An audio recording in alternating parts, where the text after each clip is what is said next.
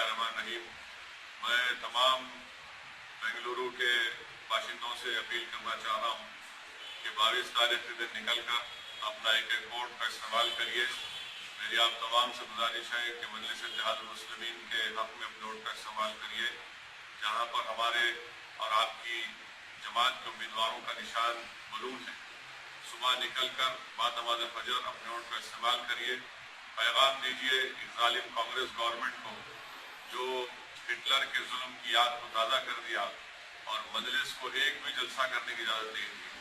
میں آ کر آپ کے درمیان میں کھڑے ہو کر اپنی دل کی بات رکھنا چاہتا تھا، میں پدیاترا کرنا چاہتا تھا، مگر کرناٹکا کے چیف منسٹر نے اپنے ہٹلر کے انداز میں ہم کو پرمیشن نہیں دیا، مگر مجھے پورا یقین ہے کہ یہ میری آواز نہیں ہے بلکہ عوام کی آواز ہے، اور بنگلورو کی عوام اپنے غم اور غصہ اور اپنی آواز کو مجلس کے اپنے ووٹ کا استعمال کر کے کامیاب کرے گے۔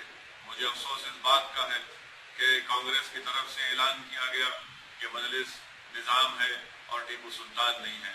میں کانگریس کے تمام ذمہ داروں سے کہنا چاہ رہا ہوں کہ یہ بلدیہ کا الیکشن ایک ٹریلر ہے، یاد رکھو فائنل جب ہوگا وہ اسمبلی کے انتخابات ہوں گے۔